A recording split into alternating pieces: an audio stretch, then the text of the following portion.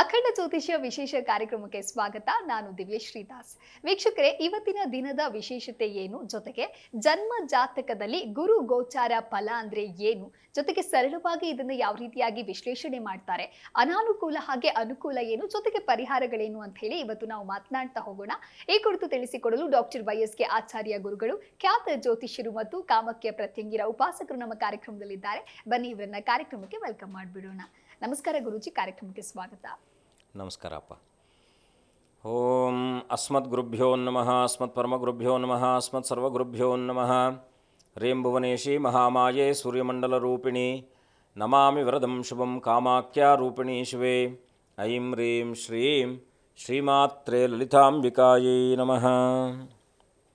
ಶ್ರೀ ವಿಷ್ಣುರೂಪಾಯ ನಮಃ ಶಂಕರಾಯ. ಸರಿ ಗುರುಜಿ, ಇವತ್ತಿನ ದಿನದ ವಿಶೇಷತೆ ಏನು ಅಂತ ಹೇಳಿ ನಮ್ಮ ವೀಕ್ಷಕರಿಗಾಗಿ ತಿಳಿಸಿಕೊಡುವುದಾದ್ರೆ. ಖಂಡಿತ. ಓಂ ಆದಿನಾರಾಯಣಂ ವಿಷ್ಣುಂ ಬ್ರಹ್ಮಾಣಾಂಚ ವಸಿಷ್ಠಕಂ ಶ್ರೀರಾಮಂ ಮಾರುತಿಂ ವಂದೇ ರಾಮದಾಸಂಚ ಶ್ರೀಧರಂ. ನಮಃ ಶಾಂತಾಯ ದಿವ್ಯಾಯ ಸತ್ಯಧರ್ಮಸ್ವರೂಪಿಣೆ ಸ್ವಾನಂದಾಮೃತತೃಪ್ತಾಯ ಶ್ರೀಧರಾಯ ನಮೋ ನಮಃ. ಸದ್ಗುರು ಶ್ರೀಧರ ಚರಣಾಭ್ಯಾಂ ನಮಃ. ಸಮಸ್ತ ವೀಕ್ಷಕರಿಗೂ, ದೇಶದ ಬೆನ್ನೆಲುಬಾದ ಪ್ರತಿಯೊಬ್ಬ ರೈತರಿಗೂ, ದೇಶವನ್ನು ಕಾಯ್ತಾ ಇರತಕ್ಕಂಥ ಸೇವಾನಿರತರಾದಂಥ ಎಲ್ಲ ಸೈನಿಕರಿಗೂ, ತಮ್ಮದೇ ಆದಂಥ ಕೊಡುಗೆಯನ್ನು ನೀಡ್ತಾ ಇರತಕ್ಕಂಥ ಪ್ರತಿಯೊಬ್ಬ ಚಾಲಕ ಸನ್ಮಿತ್ರರಿಗೂ ಕೂಡ ನನ್ನ ಆರಾಧ್ಯ ಮಾತೆಯಾದ ಮಾ ಕಾಮಾಖ್ಯ ಪ್ರತ್ಯಂಗಿರಾ ದೇವಿಯು ಸಂಪೂರ್ಣವಾಗಿರ್ತಕ್ಕಂಥ ಅನುಗ್ರಹವನ್ನು ದಯಪಾಲಿಸುತ್ತಾ ನಿಮ್ಮೆಲ್ಲರ ಮನೋಕಾಮನೆಗಳು ಕೂಡ ಸಿದ್ಧಿಸುವ ಹಾಗೆ ಜಗದಂಬೆಯಲ್ಲಿ ಅನನ್ಯವಾಗಿ ಪ್ರಾರ್ಥಿಸಿ ಅವಳ ಅಡಿದಾವರುಗಳಿಗೆ ವಂದಿಸಿ ಇವತ್ತಿನ ದಿನವನ್ನು ನೋಡಿದಾಗ ವಿಶೇಷವಾಗಿ ನಾವು, ಏಕೆಂದರೆ ಅಧಿಕ ಜ್ಯೇಷ್ಠ ಮಾಸವನ್ನು ನೋಡಿದ್ವಿ, ಈಗ ನಿಜ ಜ್ಯೇಷ್ಠ ಮಾಸದಲ್ಲಿದ್ದೀವಿ. ಗ್ರೀಷ್ಮ ಋತು ನಿಜ ಜ್ಯೇಷ್ಠ ಮಾಸದ ಶುಕ್ಲಪಕ್ಷ ಬುಧವಾರ ವಿಶೇಷವಾಗಿ ಪುನರ್ವಸು ನಕ್ಷತ್ರಯುಕ್ತವಾಗಿ ಬಂದಿರತಕ್ಕಂಥದ್ದು. ಈ ಪುನರ್ವಸು ನಕ್ಷತ್ರಯುಕ್ತವಾಗಿ ಬುಧವಾರ ಬಂದಿರತಕ್ಕಂಥದ್ದು ವಿಶೇಷವಾಗಿ ಏನಪ್ಪ ಅಂದರೆ, ಪುನರ್ವಸು ನಕ್ಷತ್ರಕಾರಕನಾಗಿರ್ತಕ್ಕಂಥವನು ಗುರುವಾದರೆ ಇವತ್ತಿನ ದಿನಕ್ಕಧಿಪತಿ ಆಗಿರ್ತಕ್ಕಂಥವನು ಬುಧನು. ಮುಖ್ಯವಾಗಿ ಈ ಬುಧ ಮತ್ತು ಗುರುವಿನ ಸಂಯೋಜನೆ ಅತ್ಯಂತ ಅದ್ಭುತವಾಗಿರ್ತಕ್ಕಂಥದ್ದು. ಅದರಲ್ಲೂ ಕೂಡ ಶುಕ್ಲ ಪಕ್ಷದ ತೃತೀಯ ತಿಥಿ ಇರತಕ್ಕಂಥದ್ದು. ವಿಶೇಷವಾಗಿ ಏನಪ್ಪ ಅಂದರೆ, ಈ ಚಂದ್ರನ ವೃದ್ಧಿಯನ್ನು ಪ್ರಾರಂಭ ಮಾಡ್ತಾ ಇರ್ತಕ್ಕಂಥವನು ಆಗ್ತಾನೆ. ಚಂದ್ರನು ಎರಡು ವಿಧದಲ್ಲಿರ್ತಕ್ಕಂಥವನು ಆಗ್ತಾನೆ. ಒಂದು ಕ್ಷಯ ಚಂದ್ರ, ಒಂದು ವೃದ್ಧಿ ಚಂದ್ರ ಅಂತಕ್ಕಂಥದ್ದು. ಈಗ ವೃದ್ಧಿ ಚಂದ್ರ ಇವತ್ತಿನ ಬುಧವಾರದ ದಿವಸ ವಿಶೇಷವಾಗಿ ಚಂದ್ರ ದರ್ಶನ ಅತ್ಯಂತ ಸುಖಪ್ರದವಾಗಿರ್ತಕ್ಕಂಥದ್ದು. ತಂದೆ ಅಥವಾ ತಾಯಿಗೆ ಸಂಬಂಧಪಟ್ಟ ಹಾಗೆ ಏನೆಲ್ಲ ಮನಸ್ಸಿನಲ್ಲಿ ಭಿನ್ನಾಭಿಪ್ರಾಯಗಳು, ನಮ್ಮ ಮತ್ತು ತಂದೆ ಮಕ್ಕಳ ಮಧ್ಯದಲ್ಲಿರ್ತಕ್ಕಂಥ ಭಿನ್ನಾಭಿಪ್ರಾಯಗಳು ನಿವೃತ್ತಿ ಆಗ್ತಕ್ಕಂಥದ್ದಾಗುತ್ತೆ. ವಿಶೇಷವಾಗಿ ಸ್ತ್ರೀ ಶಾಪ ಅಂತಕ್ಕಂಥದ್ದು ಸರ್ವೇ ಸಾಮಾನ್ಯವಾಗಿ ಗೋಚಾರದಲ್ಲಿ, ಅಂದರೆ ಗ್ರಹದ ಒಂದು ಜಾತಕದಲ್ಲಿ ನೋಡಿ ತಿಳಿಸ್ತಾ ಇರ್ತಕ್ಕಂಥವ್ರು ಆಗ್ತಾರೆ. ನಿಮಗೆ ಸ್ತ್ರೀ ಶಾಪ ಇದೆ, ಸ್ತ್ರೀ ಶಾಪ ಇದೆ, ಸ್ತ್ರೀ ಶಾಪ ಇದೆ. ಈ ಸ್ತ್ರೀ ಶಾಪ ಅಂದರೆ ಏನು ಅಂತಕ್ಕಂಥದ್ದನ್ನ ದೀರ್ಘವಾಗಿ ಯಾವುದಾದ್ರೂ ಒಂದು ಎಪಿಸೋಡಲ್ಲಿ ನೋಡೋಣ. ಆದರೆ ಇವತ್ತು ಸಂಕ್ಷಿಪ್ತವಾಗಿ ತಿಳಿಸುವ ಪ್ರಯತ್ನ ಮಾಡ್ತೇನೆ. ಸ್ತ್ರೀ ಶಾಪ ಅಂತಕ್ಕಂಥದ್ದು ಬಹಳ ಮುಖ್ಯವಾಗಿ ಮೊದಲನೇದಾಗಿ ನಮ್ಮೆಲ್ಲರ ಬದುಕಿಗೆ ಬುನಾದಿಯನ್ನು ಹಾಕಿಕೊಡ್ತಕ್ಕಂಥವಳು ತಾಯಿ. ತಾಯಿ ಜಗತ್ತಿಗೆ ಮೂಲ. ಅವಳಿಲ್ಲ ಅಂದರೆ ಜಗತ್ತಿಲ್ಲ ಅಂತಕ್ಕ. ಯಾಕಂದರೆ ಆಕೆ ಸೃಷ್ಟಿಯ ಸ್ಥಿತಿಕಾರಣಿಯಾಗಿ, ಸೃಷ್ಟಿ ಸ್ಥಿತಿ ವಿನಾಶಕಳವಳು ಅಂತ. ಮುಖ್ಯವಾಗಿ ಆ ತಾಯಿಯ ಒಂದು ಸಂಯೋಜನೆಯಲ್ಲಿ ದೋಷಗಳಿದ್ದಾಗ ನಮಗೆ ಬದುಕು ಡೋಲಾಯಮಾನವಾಗಿರುತ್ತೆ. ಅದಕ್ಕೆ ಸ್ತ್ರೀ ಶಾಪ ಅಂತಕ್ಕಂಥದ್ದು ಕೇವಲ ನಮ್ಮ ತಾಯಿಯಿಂದ ಬರ್ತಕ್ಕಂಥದ್ದಲ್ಲ, ಒಟ್ಟಾರೆಯಾದ ಸ್ತ್ರೀ ಕುಲಕ್ಕೆ ಸಂಬಂಧಪಟ್ಟ ಹಾಗೆ ಸ್ತ್ರೀ ದೇವತೆಗಳ ಉಪಾಸನೆಯಲ್ಲಿ ದೋಷಗಳು ಬಂದಾಗಲೂ ಕೂಡ ಸ್ತ್ರೀ ಶಾಪ ಬರ್ತಕ್ಕಂಥದ್ದಾಗುತ್ತೆ. ಈಗ ಯಾವುದೋ ಮಣ್ಣಮ್ಮನೋ, ಕೆಂಪಮ್ಮನೋ, ಎಲ್ಲಮ್ಮನೋ ಯಾವುದೋ ಒಂದು ದೇವತೆಗಳು, ಅಂದರೆ ಗ್ರಾಮ ದೇವತೆಗಳು ಇರ್ತಕ್ಕಂಥದ್ದಾಗಿರ್ತಾರೆ. ಗ್ರಾಮಗಳನ್ನು ಬಿಟ್ಟು ನಾವೆಲ್ಲ ಈಗ ಹಳ್ಳಿಗಳನ್ನು ಬಿಟ್ಟು ನಗರಗಳಲ್ಲಿ ವಾಸವನ್ನು ಮಾಡ್ತಾಯಿದ್ದೀವಿ. ನಮ್ಮ ಮೂಲ ದೇವತೆಗಳು ಯಾರು ಇರ್ತಾರೋ, ನಾವಿದ್ದಂಥ ಸಂದರ್ಭದಲ್ಲೋ ಅಥವಾ ನಮ್ಮ ಪೂರ್ವಜರೋ ಅವರನ್ನು ಆರಾಧನೆ ಮಾಡ್ಕೊಂಡು ಬಂದಿರತಕ್ಕಂಥವ್ರು ಆಗ್ತಾರೆ. ಈಗ ನಾವೆಲ್ಲ ಆ ಕಡೆಯಿಂದ ಈ ಕಡೆ ವಲಸೆ ಬಂದಿರೋದ್ರಿಂದ ಏನಾಗುತ್ತೆ, ಅಲ್ಲಿ ಆ ಉಪಾಸನಾ ದೇವತೆಗಳ ಆರಾಧನೆ ಹಂಗೆ ನಿಂತು ಹೋಗಿರ್ತಕ್ಕಂಥದ್ದಾಗುತ್ತೆ. ಹಾಗಿದ್ದಾಗ ಏನು ಈ ಪುನರ್ವಸು ನಕ್ಷತ್ರಕ್ಕೆ ಅಧಿಕಾರಕನಾಗಿರ್ತಕ್ಕಂಥವನು ಗುರುವಾದುದರಿಂದ ಗುರು ಎಲ್ಲವನ್ನು ಕೂಡ ಹರಮುನಿದರು ಗುರು ಕಾಯ್ತಾನೆ ಅಂತಕ್ಕಂಥ ಒಂದು ಪದ್ಧತಿ ಇದೆ. ಹಾಗಾಗಿ ನೀವೇನು ಮಾಡಬೇಕಪ್ಪ ಅಂದರೆ, ಯಾರೆಲ್ಲ ಇಂದು ಸ್ತ್ರೀ ಶಾಪಕ್ಕೆ ಸಂಬಂಧಪಟ್ಟ ಹಾಗೆ ದೋಷಗಳಲ್ಲಿ ನೀವು ಬಳಲ್ತಾ ಇದ್ದೀರಾ, ಅದರಲ್ಲಿ ತೊಂದರೆಯಲ್ಲಿ ಅನುಭವಿಸ್ತಾ ಇದ್ದೀರಾ ಅಂತಕ್ಕಂಥವ್ರು ಇವತ್ತಿನ ಒಂದು ಸಣ್ಣ ಪರಿಹಾರ ನಿಮಗೆ ಹೆಚ್ಚಿನ ಮಾತ್ರದಲ್ಲಿ ಅನುಕೂಲ ಮಾಡಿಕೊಡ್ತಕ್ಕಂಥದ್ದಾಗುತ್ತೆ. ಏನು ಮಾಡಬೇಕಪ್ಪ ಅಂದರೆ, ಏನು ಮಾಡಬೇಡಿ. ಊಟ ಮಾಡೋದಕ್ಕಿಂತ ಮುಂಚೆ ಒಂದು 5 ಮುಷ್ಟಿಯಷ್ಟು ಅನ್ನವನ್ನು ತೆಗೆದಿಡಿ. ತೆಗೆದಿಟ್ಟು ಒಂದು ತಟ್ಟೆ ತಗೊಳ್ಳಿ ಮನೆಯಲ್ಲಿ. ಅದರಲ್ಲೂ ಕೂಡ ಪ್ರಧಾನವಾಗಿ ಗಂಡು ಮಕ್ಕಳು, ಯಾಕೆಂದರೆ ಗಂಡು ಮಕ್ಕಳಿಗೆ ಸ್ತ್ರೀ ಶಾಪ ಬರ್ತಕ್ಕಂಥದ್ದು, ಹೆಚ್ಚಿನ ರೀತಿಯಲ್ಲಿ ದೋಷ ಮಾಡ್ತಕ್ಕಂಥದ್ದು. ಹಾಗಾಗಿ 5 ಮುಷ್ಟಿಯಷ್ಟು ಅನ್ನವನ್ನು ಮುದ್ದೆ ಮಾಡಿ, ಅಂದರೆ ಮುಷ್ಟಿ ಮಾಡಿ ಅದನ್ನು ತೆಗೆದು ಪಕ್ಕಕ್ಕಿಡಿ. ಊಟ ಆದ ನಂತರದಲ್ಲಿ 5 ಮುಷ್ಟಿಯನ್ನು ಕೂಡ ತೆಗೆದು ತೆಗೆದು ಎಡಭಾಗದಲ್ಲಿ ಇಟ್ಕೊಳ್ಳಿ. ಇಟ್ಟು ತಟ್ಟೆಯಲ್ಲಿ ಎಷ್ಟು, ಯಾಕೆಂದರೆ ಸಹಜವಾಗಿ ಎಲ್ಲರೂ ಕೂಡ ತಟ್ಟೆಯಲ್ಲಿ ಕೈ ತೊಳೆಯಲ್ಲ, ಯಾಕೆಂದರೆ ಎದ್ದು ಹೋಗಿ ಸಿಂಕಲ್ಲಿ ಕೈ ತೊಳ್ಕೊಳ್ತಾರೆ. ಇವತ್ತಿನ ದಿವಸ ವಿಶೇಷವಾಗಿ 5 ಮುಷ್ಟಿಯಷ್ಟು ಅನ್ನವನ್ನು ತೆಗೆದು ಪಕ್ಕಕ್ಕಿಟ್ಟು ಸ್ತ್ರೀ ಶಾಪ ನಿವೃತ್ತಿ ಆಗಲಿ ಅಂತ ಪ್ರಾರ್ಥನೆ ಮಾಡಿಕೊಂಡು ತಟ್ಟೆಯಲ್ಲಿ ಕೈ ತೊಳ್ಕೊಳ್ತಕ್ಕಂಥದ್ದು. ಆ ನೀರನ್ನು ಮಿಶ್ರಣ ಮಾಡಿ ಯಾವುದಾದ್ರೂ ಹೊರಗಡೆ ಭೂಮಿ, ಅಂದರೆ ಅವ್ರ ಮನೆಯಿಂದ ಹೊರಗಡೆ ಆಗ್ತಕ್ಕಂಥದ್ದು, ಇಲ್ಲಾಂದರೆ ತೊಗೊಂಡೋಗಿ ಎಲ್ಲಾದರೂ ಮೇಲೆ ಕಾಗೆಗಳಿಗೋ ಈ ರೀತಿ ಪ್ರಾಣಿ ಪಕ್ಷಿಗಳಿಗೆ ಆಹಾರವನ್ನು ಕೊಡ್ತಕ್ಕಂಥದ್ದು. ಕೊನೆಯಾಗಿ ಊಟ ಎಲ್ಲ ಆದ ನಂತರದಲ್ಲಿ ಅದನ್ನು ತೆಗೆದು ಅದರಲ್ಲಿಟ್ಟು ತೆಗೆದು ಕೈ ತೊಳ್ಕೊಂಡ್ರೆ ಸಂಪೂರ್ಣವಾಗಿರ್ತಕ್ಕಂಥ, ಯಾಕೆಂದರೆ ನಾವು ಪಿಂಡ ಪ್ರದಾನವನ್ನು ಮಾಡೋದು ಕೂಡ ಅನ್ನವನ್ನು ಮುದ್ದೆ ಮಾಡಿ ಮುದ್ದೆ ಮೇಲೆ ತಿಲ ಸಂಯುಕ್ತವಾಗಿ ಮುದ್ದೆ ಮೇಲೆ ನಾವು ನೀರನ್ನು ಬಿಡುಗಡೆಯನ್ನು ಮಾಡ್ತೀವಿ, ಅಂದರೆ ಎಲ್ಲ ರೀತಿಯಲ್ಲಿ ತರ್ಪಣಗಳನ್ನು ಕೊಡ್ತೀವಿ. ಹಾಗಾಗಿ ಈ ಒಂದು ಅನ್ನದಿಂದ ಮಾಡಿರ್ತಕ್ಕಂಥ ಕುಕ್ಕುಟ ಪ್ರಮಾಣದ ಮೊಟ್ಟೆ ಪ್ರಮಾಣದಲ್ಲಿರ್ತಕ್ಕಂಥ ಮುದ್ದೆಗಳನ್ನು ನೀರಿನಲ್ಲಿ ಸಂಯೋಜನೆ ಮಾಡಿ ಅಥವಾ ವಿಸರ್ಜನೆ ಮಾಡ್ತಕ್ಕಂಥದ್ದು ಮಾಡೋದ್ರಿಂದ, ಇದನ್ನು ನೀವು ತಿಂಗಳಲ್ಲೋ 2 ತಿಂಗಳಿಗೊಮ್ಮೆ 3 ತಿಂಗಳಿಗೊಮ್ಮೆ ಈ ರೀತಿಯಾಗಿ ನೀವು ಮಾಡ್ತಾ ಬರೋದ್ರಿಂದ ಈ ಸ್ತ್ರೀ ಸಮಾನವಾಗಿರ್ತಕ್ಕ, ಯಾಕೆಂದರೆ ಪ್ರಕೃತಿ ನಮ್ಮನ್ನು ಕ್ಷಮಿಸ್ತಾ ಇರ್ತಕ್ಕಂಥವಳು ಆಗ್ತಾಳೆ. ತಾಯಿಗೂ ಕೂಡ ಕ್ಷಮಾಗುಣ ಇರ್ತಕ್ಕಂಥದ್ದು ಯಾವುದೇ ದೇವತಾ ಉಪಾಸನೆಗಳು, ಯಾಕೆಂದರೆ ನಾವು ಕುಲದೇವರನ್ನು ಪ್ರಾರ್ಥನೆ ಮಾಡ್ತಕ್ಕಂಥದ್ದು ಮುಖ್ಯ. ನಮಗೆ ಗೊತ್ತಿಲ್ಲ, ಯಾರೋ ನಮ್ಮ ಪೂರ್ವಜರು ಎಲ್ಲೋ ಇದು ನಮ್ಮದು ಯಾವುದೋ ಒಂದು ಮೂಲ ಎಲ್ಲೋ ಇರುತ್ತೆ. ಸೊ ಹಾಗಾಗಿ ಅವರೆಲ್ಲರನ್ನು ಕೂಡ ಪ್ರಾರ್ಥನೆ ಮಾಡಿ, ಅಮ್ಮ ನಿನ್ನ ಸಲುವಾಗಿ ನಮಗಿರ್ತಕ್ಕಂಥ ಸ್ತ್ರೀ ಶಾಪ ದೋಷ ನಿವೃತ್ತಿ ಆಗಲಿ ಅಂತೇಳಿ ಪ್ರಾರ್ಥನೆ ಮಾಡಿ ಅದನ್ನು ತೊಗೊಂಡೋಗಿ ಎಲ್ಲಾದರೂ ಪ್ರಾಣಿ ಪಕ್ಷಿಗಳಿಗೆ ಕೊಡ್ತಕ್ಕಂಥದ್ದು, ಅಥವಾ ಬೀದಿನಾಗಲಿ ಏನಾದರೂ ತಿನ್ನಲಿ ಅವ್ರಿಗೆ ಸಂಬಂಧ ಇಲ್ಲದೆ ಇರ್ತಕ್ಕಂಥದ್ದು. ಚೆಲ್ಲಿ ಬಂದರೆ ಆ ತೊಟ್ಟೆನ ತೊಳೆದು ಬೋರ್ಲ್ ಹಾಕಬೇಕು, ಭಾಳ ಮುಖ್ಯವಾಗಿ. ಯಾಕಂದರೆ ಹಿಂಗೆ ಜೋಡಿಸ್ಬಿಡ್ತೀವಿ ನಾವು. ಆ ತಟ್ಟೆನ ತೊಳೆದು ಯಜಮಾನರು ಯಾರು ಇರ್ತಾರೋ ಆ ತಟ್ಟೆನ ತೊಳೆದು ಬೋರ್ಲ್ ಹಾಕಬೇಕು. ಹಾಕಿ ಮಾಡಿ ನೋಡಿ, ಖಂಡಿತ ಫಲಪ್ರದವಾದಂಥ ಫಲಿತಾಂಶವನ್ನು ಕಾಣ್ತಕ್ಕಂಥ ಅವಕಾಶಗಳಿರ್ತಕ್ಕಂಥದ್ದಾಗುತ್ತೆ. ಮಾಡಿ ಒಳ್ಳೆಯದಾಗಲಿ. ಸರಿ ಗುರುಜಿ, ಇನ್ನು ಇವತ್ತಿನ ದಿನದ ವಿಶೇಷತೆ ಏನು ಅನ್ನೋದ್ರ ಕುರಿತಂತೆ ತಿಳಿಸ್ಕೊಡ್ತಾ ಇದ್ರಿ. ಇನ್ನು ಜನ್ಮ ಜಾತಕದಲ್ಲಿ ಗುರು ಗೋಚಾರ ಅಂತ ಬಂದಾಗ ಅದರ ಫಲವನ್ನು ನಾವು ಮಾತನಾಡೋದಕ್ಕೂ ಮುನ್ನ ಸರಳವಾಗಿ ಗುರು ಗೋಚಾರ ಅಂದ್ರೆ ಏನು, ಜೊತೆಗೆ ನವಗ್ರಹಗಳಲ್ಲಿ ಅತ್ಯಂತ ಪ್ರಮುಖವಾದಂಥ ಸ್ಥಾನವನ್ನ ಗುರುವಿಗೆ ನೀಡಲಾಗತ್ತೆ, ಇದನ್ನು ಯಾವ ರೀತಿಯಾಗಿ ವಿವರಿಸ್ತೀರಾ ಗುರುಗಳೇ? ಓಂ ಬೃಹಸ್ಪತಿ ಅತಿಯಧರ್ಯೋ ಅರ್ಹ ದ್ವಿಮತುಬಾತು ಕ್ರತುಮಜ್ಜನೇಶು ಯದ್ಯೇದಯಚ್ಚ ವಸರ್ತ ಪ್ರಜಾಸ ತದಸ್ಮಾಹಿ ದ್ರವಿಣಂ ದೇಹಿ ಚಿತ್ರಂ. ಓಂ ಆಂಗೀರಸಾಯ ವಿದ್ಮಹೇ ಸುರಾಚಾರ್ಯಾಯ ಧೀಮಹಿ ತನ್ನೋ ಬೃಹಸ್ಪತಿ ಪ್ರಚೋದಯಾತಿ. ಎಲ್ಲರ ಬದುಕಿನ ಮೇಲೆ ಗುರುವಿನ ಸಂಪೂರ್ಣವಾಗಿರ್ತಕ್ಕಂಥ ಅನುಗ್ರಹವು ಇರಲಿ ಅಂತೇಳಿ ಗುರುವಿನಲ್ಲಿ ಪ್ರಾರ್ಥನೆ ಮಾಡಿ, ಇವತ್ತಿನ ಈ ಒಂದು ಗೋಚಾರಕ್ಕೆ ಸಂಬಂಧಪಟ್ಟ ಹಾಗೆ ಗುರು ಅಂತಕ್ಕಂಥವನು ನಮ್ಮ ಬದುಕಿನ ಬುನಾದಿಯವನು. ಬದುಕಿಗೆ ಎಲ್ಲ ಹಂತದಲ್ಲೂ ಕೂಡ ಗುರುವಿನ ಪಾತ್ರ ಇರತಕ್ಕಂಥದ್ದು. ಅಂದರೆ ವ್ಯಕ್ತಿಗಳು ಬೇರೆ ಆಗ್ಬೋದು. ಈಗ ಒಂದು ಪೊಸಿಷನ್ ಇದ್ದಾಗ ಮುಖ್ಯಮಂತ್ರಿಯ ಸ್ಥಾನದಲ್ಲಿ ಯಾರು ಬೇಕಾದರೂ ಕೂತ್ಕೊಳ್ಬೋದು, ಯೋಗ ಇದ್ದಂಥವ್ರು ಎಲ್ಲರೂ ಬೇಕಾದ್ರೂ ಕೂತ್ಕೊಳ್ಬೋದು.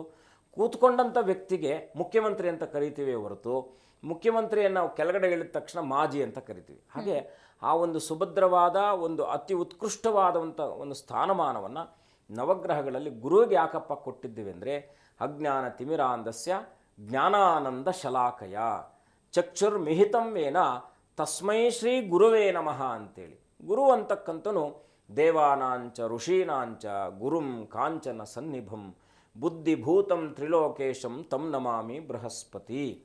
ಕೇವಲ ನಮ್ಮ ಲೋಕಕ್ಕೆ ಅಲ್ಲ, 3 ಲೋಕಗಳಲ್ಲೂ ಕೂಡ ಗುರುವೇ ಸರ್ವಶ್ರೇಷ್ಠವಾಗಿರ್ತಕ್ಕಂಥವನು, ಗುರುವೇ ಪೂಜನೀಯವಾಗಿರ್ತಕ್ಕಂಥವನು.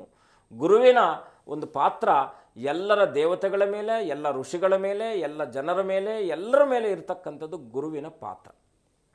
ಅಂದರೆ ದೇವಾನಾಂಚ ಋಷೀನಾಂಚ, ನೋಡಿ ದೇವರು ಗುರುವು. ಗುರುಂ ಕಾಂಚನ ಸನ್ನಿಭಂ, ಕಾಂಚನ ಅಂದರೆ ಬಹಳ ಮುಖ್ಯವಾಗಿ ಕಾಂಚನ ಅಂದರೆ ದುಡ್ಡು ಅಂತ ಕರಿತೀವಿ. ದುಡ್ಡುಗೂ ಕರೆಕ್ಟು. ಜಾತಕದಲ್ಲೂ ಕೂಡ ಧನಕ್ಕೆ ಸಂಬಂಧಪಟ್ಟ ಹಾಗೆ ಗುರುವಿನ ಪಾತ್ರ ಇದ್ದರೆ ಮಾತ್ರ ಧನಕ ಅಂದರೆ ಹಣಕಾಸಿನ ವಿಚಾರದಲ್ಲಿ ಸುಭದ್ರತೆ ಇರತಕ್ಕಂಥದ್ದಾಗತ್ತೆ. ಓಕೆ ಗುರುಜಿ, ಇನ್ನು ಅನಾನುಕೂಲ ಅನುಕೂಲ ಅಂತ ಬಂದಾಗ ಗುರು ಯಾವ ಸ್ಥಾನದಲ್ಲಿದ್ದಾಗ ಆ ರೀತಿ ನಾವು ಪರಿಗಣಿಸಬಹುದು ಗುರುಗಳೇ? ನಾನು ಚಂದ್ರನಿಂದ ಲಗ್ನದಿಂದ ತಗೊಂಡಾಗ ಗುರುವಿಗೆ ವಿಶೇಷವಾಗಿರ್ತಕ್ಕಂಥ ದೃಷ್ಟಿ ಮತ್ತು ಸ್ಥಾನಗಳ ಬಲ ಇರ್ತಕ್ಕಂಥದ್ದು. ಅವನು ಕೆಲವು ಸಂದರ್ಭಗಳಲ್ಲಿ ಮಾರಕನೂ ಆಗ್ತಾನೆ. 2ನೇ ಭಾವವನ್ನು ಮಾರ್ಕಸ್ಥಾನ ಅಂತ ಕರಿತೀವಿ. ಲಗ್ನ ದ್ವಿತೀಯ ಭಾವವನ್ನು ಮಾರ್ಕಸ್ಥಾನ ಅಂತ ಕರಿತೀವಿ. 12ನೇ ಭಾವವನ್ನು ವ್ಯಯಸ್ಥಾನ ಅಂತ ಕರಿತೀವಿ. ಅಂದರೆ ಅಯನ ಶಯನ ಭೋಗ ಅಂತಕ್ಕಂಥದ್ದು ಬಹಳ ಮುಖ್ಯವಾಗಿ ಮಾರ್ಕಸ್ಥಾನದಲ್ಲಿ. ಯಾಕಂದರೆ ಗುರು 2ನೇ ಮನೆಯಲ್ಲಿದ್ದಾಗ ಧನಾಭಿವೃದ್ಧಿ ಆಗುತ್ತೆ, ಧನದ ವೃದ್ಧಿ ಆಗುತ್ತೆ, ಆಗಲ್ಲ ಅಂತಲ್ಲ, ಅಷ್ಟೇ ಸಮಸ್ಯೆಗಳನ್ನು ತಂದೊಡ್ತಾನೆ. ಈ ಒಂದು ಸಮಯದಲ್ಲೂ ಕೂಡ ಫಾರ್ ಎಕ್ಸಾಂಪಲ್ ಮಿಥುನ ರಾಶಿಯವರಿಗೆ ಕಟಕದಲ್ಲಿ ಗುರು ಉಚ್ಚನಾಗಿ ಕೂತ್ಕೊಂಡಿದ್ದಾನೆ. ದುಡ್ಡನ್ನು ಕೊಡ್ಬೋದು, ಆದರೆ ದುಡ್ಡು ಕೊಡೋದರ ಮುಖಾಂತರ ಸಮಸ್ಯೆಗಳನ್ನು ಹಾಗೆ ತಂದು ಹೊಡ್ತಾನೆ. ಯಾಕೆ ಅಂದರೆ ಮಾರಕಾಧಿಪತಿ ಆಗ್ತಾನೆ. ಯಾಕೆ? ಮಿಥುನ ರಾಶಿಗೆ ಗುರು ಮಾರಕ ಅವಯೋಗ ಕಾರಕನಾಗ್ತಾನೆ. ಹಾಗೆ ಜಾತಕದಲ್ಲಿ ಗುರುವಿನ ಸರ್ವಶ್ರೇಷ್ಠನಾಗಿರ್ತಕ್ಕಂಥ ಗುರುವನ್ನು ಗುರುಬ್ರಹ್ಮ, ಗುರುರ್ ವಿಷ್ಣು, ಗುರುರ್ದೇವೋ ಮಹೇಶ್ವರ ಅಂತೇಳಿ, ಗುರುರ್ ಸಾಕ್ಷಾತ್ ಪರಬ್ರಹ್ಮ ತಸ್ಮೈ ಶ್ರೀ ಗುರುವೇ ನಮಃ ಅಂತೇಳಿ ಗುರುವಿನ ಪ್ರಾರ್ಥನೆಯಿಂದ ನಮ್ಮ ಬದುಕು ಹಸನಾಗ್ತಕ್ಕಂಥದ್ದು ಗುರುವಿನ ಕೃಪೆಯಿಂದ ಮಾತ್ರನೇ ಹೊರತು, ಗುರುವಿನ ದೃಷ್ಟಿಯಿಂದ ಮಾತ್ರವೇ ಹೊರತು ಗುರುವಿನ ಸ್ಥಾನದಿಂದ ಅಲ್ಲ. ಹಾಗಾಗಿ ಗುರು ಅಂತಕ್ಕಂಥವನು 4 ಜನಕ್ಕೆ ಸದ್ಬುದ್ಧಿಯನ್ನು ಸನ್ಮಾರ್ಗವನ್ನು ತೋರಿಸುವಂಥದ್ದಾಗಿರುತ್ತೆ ಹೊರತು ಗುರು ತಾನು, ಯಾಕೆಂದರೆ ಈಗ ನಾವೆಲ್ಲ ರಾಘವೇಂದ್ರ ಸ್ವಾಮಿಗಳಿರ್ಬೋದು, ಶಿರ್ಡಿ ಸಾಯಿಬಾಬರಿರ್ಬೋದು, ದತ್ತ ಅವರೆಲ್ಲ ಕೂಡ ಅವಧೂತ ಪದ್ಧತಿಯಲ್ಲಿ ಕಠೋರ ತಪಸ್ಸನ್ನು ಮಾಡಿದಂಥವ್ರು. ನಮಗೆಲ್ಲ ಯಾಕೆ ಇವತ್ತು ಅವರು ಚೇತನಾ ಸ್ವರೂಪಗಳಾಗಿ ನಮ್ಮನ್ನು ಹರಿಸ್ತಾ ಇದ್ದಾರಂದರೆ ಅವರು ಆ ಶಕ್ತಿಯನ್ನು ಪಡ್ಕೊಂಡಿದ್ದಂಥವ್ರು ಅಂತ. ಹಾಗಾಗಿ ಗುರು ಬಹಳ ಮುಖ್ಯವಾಗಿ ಲಗ್ನ ದ್ವಿತೀಯ ಭಾವದಲ್ಲಿ, ಪಂಚಮ ಭಾವದಲ್ಲಿ, ಸಪ್ತಮ ಭಾವದಲ್ಲಿ, 11ನೇ ಭಾವದಲ್ಲಿದ್ದಾಗ, ಭಾಗ್ಯಭಾವ 9ನೇ ಭಾವದಲ್ಲಿದ್ದಾಗ ಶುಕ್ರನೇದು ಇದು ಏನು ಚಂದ್ರನಿಂದ ಆಗಿರ್ಬೋದು, ಲಗ್ನದಿಂದ ಆಗಿರ್ಬೋದು ಒಳ್ಳೆಯ ಫಲಗಳನ್ನು ಕೊಡ್ತಾನೆ. ಇನ್ನು ಬಹಳ ಮುಖ್ಯವಾಗಿ 1, 3, 4, 6 ಮತ್ತು 8, 10, 12ನೇ ಭಾವಗಳಲ್ಲಿದ್ದಾಗ ಅವನು ಅಶುಭ ಫಲಗಳನ್ನು ಕೊಡ್ತಾನೆ. ಈಗ 12 ರಾಶಿಗಳಲ್ಲಿ ನಾವೇನಪ್ಪ ಅಂದರೆ 2ನೇ ಭಾವದಲ್ಲಿ ಒಳ್ಳೆಯ ಫಲ, ಗುರುವಿಗೆ ಬಹಳ ಮುಖ್ಯವಾಗಿ 5 ಮತ್ತು 7 ಮತ್ತು 9ನೇ ದೃಷ್ಟಿ ಇರ್ತಕ್ಕಂಥದ್ದಾಗುತ್ತೆ. ಅದಕ್ಕೆ ನಾವು ಕೋಣಗಳು ಅಂತ ಕರಿತೀವಿ, ಕೋಣ ದೃಷ್ಟಿಗಳಿರ್ತಕ್ಕಂಥದ್ದು. ಗುರು ಧನುರಾಶಿಯಲ್ಲಿ ಅವನು ಸರ್ವಶ್ರೇಷ್ಠನಾಗಿ ಕೋಣಾಧಿಪತಿ ಆಗ್ತಕ್ಕಂಥವನಾಗ್ತಾನೆ, ಕಟಕದಲ್ಲಿ ಉಚ್ಚನಾಗ್ತಕ್ಕಂಥವನಾಗ್ತಾನೆ. ಈಗ ಗುರುವಿಗೆ ಬಹಳ ಮುಖ್ಯವಾಗಿ ಏನಪ್ಪ ಅಂದರೆ ಪುನರ್ವಸು ನಕ್ಷತ್ರ, ವಿಶಾಖ ನಕ್ಷತ್ರ ಮತ್ತು ಪೂರ್ವಾಭಾದ ನಕ್ಷತ್ರ ಗುರುವಿನ ನಕ್ಷತ್ರಗಳಾಗುತ್ತೆ. ನೋಡಿ ಈಗ ಎಷ್ಟು ಬ್ಯೂಟಿ ಇದೆ ಅಂದರೆ, ಪುನರ್ವಸು ನಕ್ಷತ್ರ ಮಿಥುನ ರಾಶಿಯಲ್ಲಿ ಬರುತ್ತೆ, ಬುಧ ಮತ್ತು ಗುರು ಪರಮ ಬದ್ಧ ವೈರಿಗಳು, ಆಯಿತಾ. ಎರಡನೇದಾಗಿ ಅವನೇ ವಿಶಾಖ ನಕ್ಷತ್ರ ತುಲಾ ರಾಶಿಗೆ ಬರ್ತಾನೆ. ತುಲಾ ಅಧಿಪತಿ ಆಗಿರ್ತಕ್ಕಂಥನು ಶುಕ್ರನು ಮತ್ತು ಗುರು ಇಬ್ಬರು ಕೂಡ ಬದ್ಧ ವೈರಿಗಳು. ಇನ್ನು ನಾವು ಮಕರ ರಾಶಿಗೆ ಬಂದಾಗ, ಪೂರ್ವಾಭಾದ ನಕ್ಷತ್ರ ಕುಂಭ ರಾಶಿಗೆ ಬಂದಾಗ, ಕುಂಭ ಅಂತಕ್ಕಂಥದ್ದು 12 ರಾಶಿಗಳಲ್ಲಿ ಎಲ್ಲ ರಾಶಿಗಳು ಬಾಧಕ ಸ್ಥಾನ ಯಾವುದಪ್ಪ ಅಂದರೆ 12 ರಾಶಿಗಳಿಗೂ ಸರ್ವಬಾಧಕ ಸ್ಥಾನವಾಗಿರ್ತಕ್ಕಂಥದ್ದು ಕುಂಭ ರಾಶಿಯಲ್ಲಿ ಮತ್ತೆ ಅಲ್ಲಿ ಕೂತ್ಕೊಳ್ತಾನೆ. ಪೂರ್ವಾಭಾದ ನಕ್ಷತ್ರದಲ್ಲಿ ಪೂರ್ವಾಭಾದ ನಕ್ಷತ್ರಾಧಿಪತಿ ಗುರು ಆದರೂ ಕೂಡ ರಾಶಿ ಅಧಿಪತಿ ಶನಿ ಆಗ್ತಾನೆ, ಅಲ್ಲೂ ಕೂಡ ಪೀಡಿತನಾಗ್ತಾನೆ. ಈಗ ಈ ನಕ್ಷತ್ರಗಳಲ್ಲಿ ಹುಟ್ಟಿದಂಥವ್ರಿಗೆ ದೈವಿಕವಾದಂಥ ಶಕ್ತಿ ಸ್ವರೂಪಗಳಿದ್ದರೂ ಕೂಡ ಕಷ್ಟದಲ್ಲೇ ತೊಳಲ್ತಾ ಇರತಕ್ಕಂಥವ್ರು ಆಗ್ತಾರೆ. ಸಹಜವಾಗಿ ನಾನು ಪುನರ್ವಸು ನಕ್ಷತ್ರದವರನ್ನು, ಪುನರ್ವಸು ನಕ್ಷತ್ರ ಸಾಕ್ಷಾತ್ ರಾಮಚಂದ್ರನ ನಕ್ಷತ್ರ, ರಾಮ ಎಷ್ಟೆಲ್ಲ ಕಷ್ಟಗಳೆಲ್ಲ ಅನುಭವಿಸಿದ, ಆದರೆ ಸತ್ಕೀರ್ತಿ ಬರ್ತಕ್ಕಂಥದ್ದಾಗುತ್ತೆ. ಬಟ್ ಈ ನಕ್ಷತ್ರದವರು ಏನಿದ್ದಾರೋ ಖಂಡಿತ ಇವರು ಸಾಕಷ್ಟು ಇವರ ಜೀವನಕ್ಕೆ ಬೇಕಾದಂಥ ಸುಭದ್ರವಾದ ಒಂದು ಬುನಾದಿಯನ್ನು ಹಾಕ್ಕೊಳ್ಳಿಕ್ಕೆ ಅವರು ತೊಡಕಾಡ್ತಾನೆ ಇರ್ತಕ್ಕಂಥವ್ರು ಆಗ್ತಾರೆ. 4 ಜನಕ್ಕೆ ಉಪಕಾರ ಆಗ್ತಾ ಇರ್ತಾರೆ. ಈಗ ಒಳ್ಳೆ ಅಧ್ಯಾಪಕರಿದ್ದಾರೆ ಅಂತ ಇಟ್ಕೊಳ್ಳೋಣ, ಒಂದು ಪ್ರಿನ್ಸಿಪಾಲ್ ಲೆವೆಲಲ್ಲಿ ಏನೋ ಇರ್ತಾರೆ, ಬಟ್ ಒತ್ತಡ ಜಾಸ್ತಿ ಇರುತ್ತೆ, ಅವರ ಸ್ವಂತ ವೈಯಕ್ತಿಕ ಬದುಕು ಡೋಲಾಯಿಸ್ತದಲ್ಲಿ ಇರ್ತಕ್ಕಂಥದ್ದಾಗುತ್ತೆ. ಇದಕ್ಕೆ ಏನಪ್ಪ ಅಂದರೆ ಆ ಗುರು ಏನಾದರೂ 1ನೇ ಮನೆಯಲ್ಲಿ, 3ನೇ ಮನೆಯಲ್ಲಿ, 6ನೇ ಮನೆಯಲ್ಲಿ, 8ನೇ ಮನೆಯಲ್ಲಿ, 10ನೇ ಮನೆಯಲ್ಲಿ ಮತ್ತು 12ನೇ ಮನೆಯಲ್ಲಿದ್ದಾಗ ಅವನ ದೃಷ್ಟಿ ಎಲ್ಲೆಲ್ಲಿ ಬೀಳುತ್ತೋ ಆ ಮನೆಗಳಿಗೆ ಸದ್ಬುದ್ಧಿ ಆಗುತ್ತೆ. ಅವನೇ ಅಸ್ತನಾಗ್ಬಿಟ್ಟಿದ್ದಾಗ ಏನಾಗುತ್ತೆ, ಅವೆಲ್ಲ ಕೂಡ ನಿಷ್ಫಲಗಳಾಗ್ತಾ ಇರ್ತಕ್ಕಂಥದ್ದಾಗುತ್ತೆ. ಈಗ ಫಾರ್ ಎಕ್ಸಾಂಪಲ್ ಏನಪ್ಪ ಅಂದರೆ ಗುರು ಚೆನ್ನಾಗಿಲ್ಲದೆ ಇದ್ದಾಗ ಮನುಷ್ಯನಿಗೆ ಬರ್ತಕ್ಕಂಥ ಮೊದಲನೇ ಯೋಗ ಅಂದರೆ ದರಿದ್ರ ಯೋಗ. ರಾಶಿಫಲ ನೋಡ್ಕೊಂಡು ಮುಂದೆ ಮಾಡ್ಕೊಂಡು ಓಕೆ, ಇವತ್ತಿನ ದಿನದ ರಾಶಿ ಭವಿಷ್ಯದ ಫಲಾನುಫಲಗಳನ್ನು ನಮ್ಮ ವೀಕ್ಷಕರಿಗಾಗಿ ತಿಳಿಸಿಕೊಡೋದಾದ್ರೆ. ಗ್ರಹಗಳ ಪ್ರಾರ್ಥನೆ. ನಮಃ ಸೂರ್ಯಾಯ ಚಂದ್ರಾಯ ಮಂಗಳಾಯ ಬುಧಾಯ ಚ ಗುರು ಶುಕ್ರ ಶನಿಭ್ಯಶ್ಚರಾಹವೇ ಕೇತುವೇ ನಮಃ ಆದಿತ್ಯಾದಿ ನವಗ್ರಹ ದೇವತಾಭ್ಯೋ ನಮಃ.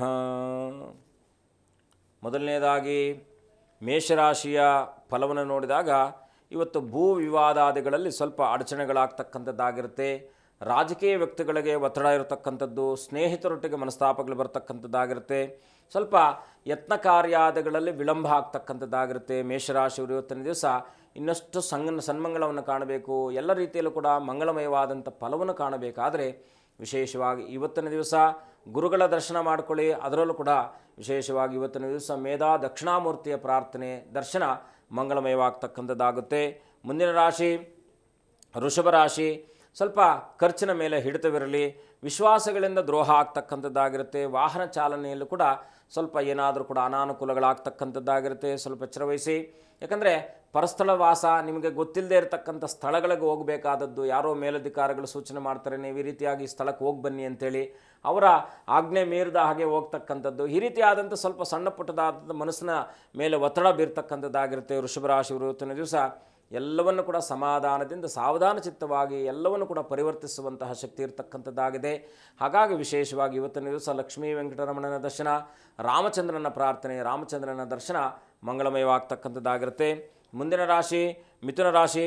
ಸ್ವಲ್ಪ ಧನಾಭಿವೃದ್ಧಿ ಆಗ್ತಕ್ಕಂಥದ್ದಾಗಿರುತ್ತೆ, ಕುಟುಂಬದ ಸಹಕಾರ ಸಿಗ್ತಕ್ಕಂಥದ್ದು, ಕೋರ್ಟ್ ವಿಚಾರಗಳಲ್ಲೂ ಕೂಡ ಲಾಭ ಆಗ್ತಕ್ಕಂಥದ್ದಾಗಿರುತ್ತೆ.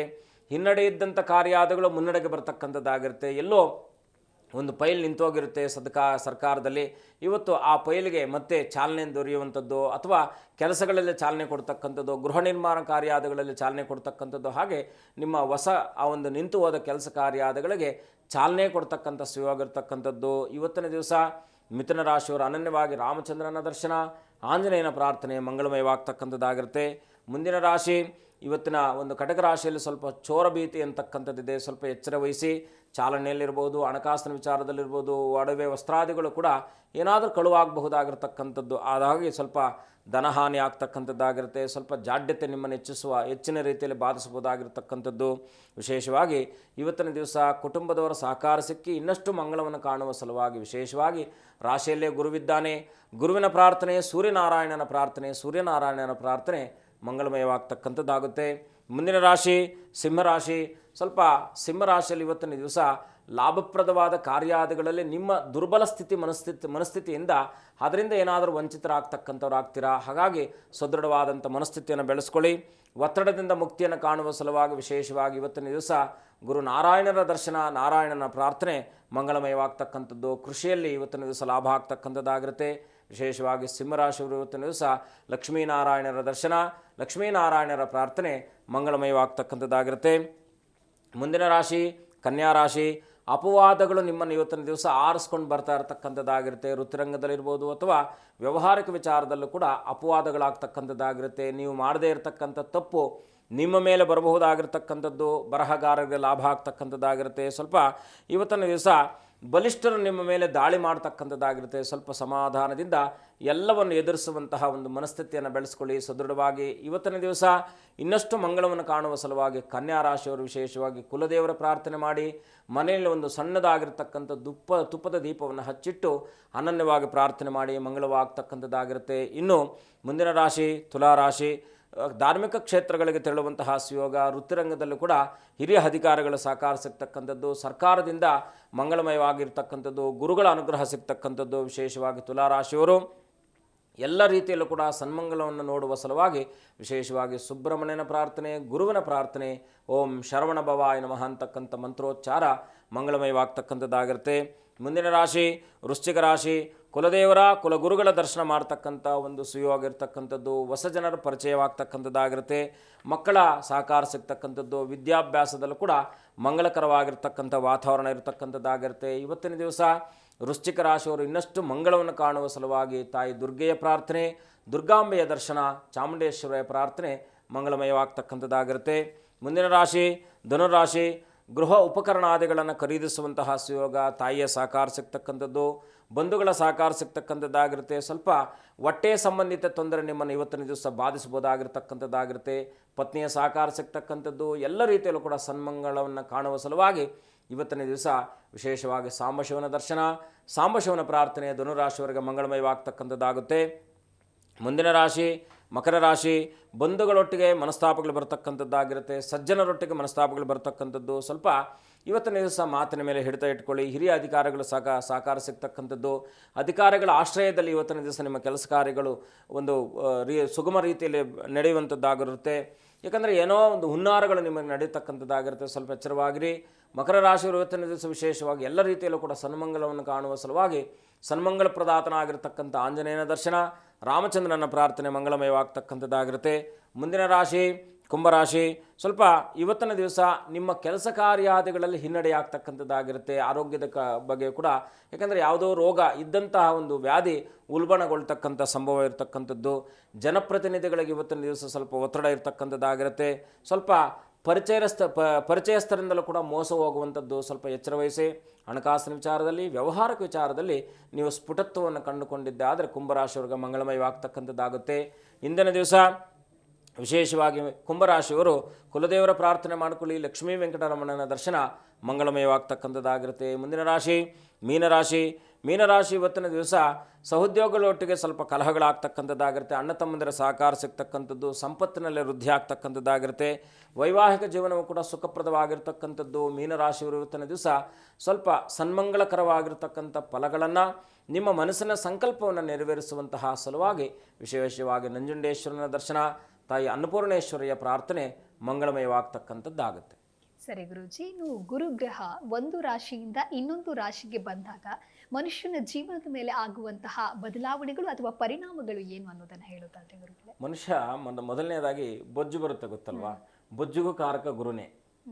ಯಾಕಂದರೆ ಗುರು ನೋಡಿ ಎಷ್ಟು ನಮಗೆ ಕ್ಲಿಪ್ತದಾಯಕವಾಗಿ, ಸಂಕ್ಷಿಪ್ತವಾಗಿ ಮತ್ತು ಸಂತುಷ್ಟದಾಯಕವಾಗಿ ಮೂರನ್ನು ಕೊಡ್ತಾನೆ. ಕ್ಲಿಪ್ತ ಅಂದರೆ ಶಾರೀರಿಕವಾಗಿರ್ತಕ್ಕಂಥ ತೊಂದರೆಗಳಿಗೂ ಗುರುವೇ ಕಾರಕನಾಗಿರ್ತಕ್ಕಂಥವನಾಗ್ತಾನೆ. ಬಹಳ ಮುಖ್ಯವಾಗಿ ಗುರು ಯಾರ ಜಾತಕದಲ್ಲಿ ಅಂದರೆ ಅಸ್ತನಾಗಿದ್ದ ಅಥವಾ ನೀಚನಾಗಿದ್ದಾಗ ಧೈರ್ಯ ಕಡಿಮೆ ಇರುತ್ತೆ, ಡಿಸಿಷನ್ಸ್ ರಾಂಗ್ ಆಗ್ತಾ ಇರ್ತಕ್ಕಂಥ ಮೊದಲನೇದಾಗಿ. ಯಾಕೆಂದರೆ ನಾವು ಕೆಲವ್ರು ನೋಡ್ತೀವಿ, ಅವ್ರು ಏನಾದರೂ ಡಿಸಿಷನ್ ಮಾಡಬೇಕಾದ್ರೆ 4 ಅದ್ರ ತೊಣ್ಕಾಡ್ತಾನೆ ಇರ್ತಾರೆ, ಮಾಡಬೇಕಾ ಬೇಡವಾ. ಆ ಧೈರ್ಯ ಕಡಿಮೆ ಆಗ್ತಕ್ಕಂಥದ್ದು. ಮಾಡುವಂಥ ನಿರ್ಧಾರಗಳಲ್ಲಿ ಕೊರತೆ ಉಂಟಾಗ್ತಕ್ಕ, ಅಂದರೆ ಕಾರ್ಯ ವಿಕಲ್ಪಗಳು ಅಂತ. ಮಾಡುವಂಥ ಕೆಲಸ ಕಾರ್ಯಾದಿಗಳಲ್ಲಿ ವಿಕಲ್ಪ ಅಂದರೆ ಕಟ್ಟಾಗ್ತಕ್ಕಂಥದ್ದು ಅಂತ. ಆದರೆ ಮದುವೆ ಸಂಬಂಧಿತವಾದ ವಿಚಾರದಲ್ಲೂ ಕೂಡ, ಯಾಕಂದರೆ ಈಗ ಕೆಲವರು ಜಾತಕದಲ್ಲಿ ನಾವು ನೋಡ್ತೀವಿ, ಗುರು ಬಹಳ ಮುಖ್ಯವಾಗಿ ಪ್ರಧಾನವಾಗಿ ಗುರು ಇದ್ದಾಗ, ಹೆಂಡತಿಯ ಜಾತಕದಲ್ಲಿ ಗುರು ಪ್ರಬಲವಾಗಿದ್ದಾಗ ಹೆಂಡತಿಯ ಜಾತಕವು ಕೂಡ ಪರಿವರ್ತನೆ ಆಗ್ತಕ್ಕಂಥ ಪ್ರಬಲವಾದಂಥ ಶುಭ ಫಲವನ್ನು ಕೊಡ್ತಕ್ಕಂಥದ್ದು ಕೂಡ ನಾವು ಕಂಡಿದ್ವಿ. ಆದರೆ ಇಲ್ಲಿ ಏನಪ್ಪ ಅಂದರೆ, ಈಗ ಗುರುವು ಫಾರ್ ಎಕ್ಸಾಂಪಲ್ 8ನೇ ಅಧಿಪತಿಯಾಗಿ ಕಟಕ ರಾಶಿಯಲ್ಲಿ ಉಚ್ಚನಾಗಿ ಕೂತ್ಕೊಂಡ್ರೂ ಕೂಡ ರೋಗವನ್ನು ಹೆಚ್ಚಿಸ್ತಕ್ಕಂಥ ಮಾಡುವಂತನಾಗ್ತಾನೆ. ಮತ್ತು ಮೃತ್ಯುವನ್ನು ಕೊಡ್ತಕ್ಕಂಥ ನಮ್ಮ ಎಕ್ಸಾಂಪಲ್ಗಳು ನಮ್ಮ ಹತ್ರ ಇರ್ತಕ್ಕಂಥದ್ದಿದೆ. ಹಾಗಾಗಿ ಗುರು, ನಾವು ನವಗ್ರಹಗಳಲ್ಲಿ ಯಾವ ಗ್ರಹವೂ ಪರಮಶ್ರೇಷ್ಠ ಅಲ್ಲ, ಯಾವ ಗ್ರಹವೂ ಕನಿಷ್ಠ ಅಲ್ಲ. ಎಲ್ಲ ಗ್ರಹಗಳು, ಈಗ ಮಾಂದಿ, ಶನಿ ಮತ್ತು ಗುರು ಏನಾದರೂ ಸಂಯೋಜನೆ ಬಂತು ಅಂದರೆ ಅಷ್ಟಮಕ್ಕೆ ಕತೆ ಮುಗೀತಂತ ಅರ್ಥ. ಸರಿ ಗುರುಜಿ, ಇನ್ನು ಗುರುಬಲ ಕೂಡಿ ಬಂದಾಗ ಏನು ಮದುವೆ ಆಗುತ್ತೆ ಅನ್ನುವಂತಹ ಕೆಲವೊಂದಿಷ್ಟು ಮಾತುಗಳನ್ನು ಕೇಳಿರ್ತೀವಿ. ಹಾಗಾಗಿ ಯಾವ ರಾಶಿಯ ಅವಿವಾಹಿತರಿಗೆ ಈ ಒಂದು ಭಾಗ್ಯ ಬರಬಹುದು ಗುರುಗಳೇ, ಹೇಗೆ? ಬಹಳ ಮುಖ್ಯವಾಗಿ ಈಗ ಗುರು ನಾವು ಪ್ರಾರಂಭದಲ್ಲಿ ತಿಳಿಸಿದ ಹಾಗೆ ಮತ್ತು 2ನೇ ಭಾವದಲ್ಲಿದ್ದಾಗ, ಫಾರ್ ಎಕ್ಸಾಂಪಲ್ 2ನೇ ಭಾವ ಈಗ ತತ್ಕಾಲಿಕವನ್ನು ನೋಡಿದಾಗ 2ನೇ ಭಾವ ಅಂದರೆ ಮಿಥುನ ರಾಶಿಗೆ 2ನೇ ಭಾವದಲ್ಲಿದ್ದಾನೆ. ಅದು ಕೂಡ ಅವನಿಗೆ ಒಳ್ಳೆಯದಾಗ್ತಕ್ಕಂಥದ್ದು. ಸ್ವಲ್ಪ ನಾನು ಆಗಲೇ ತಿಳಿಸಿದೆ, ಧನಭಾವದಲ್ಲಿ ಗುರು 2ಯ ಭಾವದಲ್ಲಿ ಕೂತ್ಕೊಂಡಾಗ ಅವನಿಗದು ಮಾರ್ಗಸ್ಥಾನ ಆಗುತ್ತೆ. ಕಾರಕೋ ಭಾವನಾಶಕ ಅಂತ ಹೇಳುತ್ತೆ. ಈಗ ಕೇಂದ್ರಗಳಲ್ಲಿ ಗುರು ಬಂದಾಗಲೂ ಕೂಡ ಅವನ ಫಲಗಳನ್ನು ನಿಷ್ಫಲ ಮಾಡ್ತಕ್ಕಂಥವನಾಗ್ತಾನೆ. ಕಾರಕೋ ಭಾವನಾಶ ಅಂತ, ಆ ಭಾವಫಲಗಳನ್ನು ಕೊಡ್ತಕ್ಕಂಥದ್ದನ್ನು ನಿವೃತ್ತಿ ಮಾಡ್ತಕ್ಕಂಥವನಾಗ್ತಾನೆ. ಇನ್ನು 7ಮ ಭಾವಕ್ಕೆ ಬಂದಾಗ 5ನೇ ಭಾವದಲ್ಲಿ ಇದ್ದಾನೆ ಅಂತ ಇಟ್ಕೊಳ್ಳಿ. ಈಗ 5ನೇ ಭಾವ ಎಲ್ಲಿದ್ದಾನೆ, ಯಾವ ಗ್ರಹಕ್ಕೆ 5ನೇ ರಾಶಿಗೆ 5ನೇ ಭಾವ ಬರುತ್ತಂದರೆ ಕಟಕ, ಸಿಂಹ, ಕನ್ಯಾ, ತುಲಾ ರಾಶಿಯವರಿಗೆ ಫಾರ್ ಎಕ್ಸಾಂಪಲ್ 9ನೇ ಭಾವಕ್ಕೆ ಬಂದಾಗ ಅಥವಾ 5ನೇ ಭಾವ. ಈಗ 5ನೇ ಭಾವ ಅಂದರೆ ಯಾವುದು?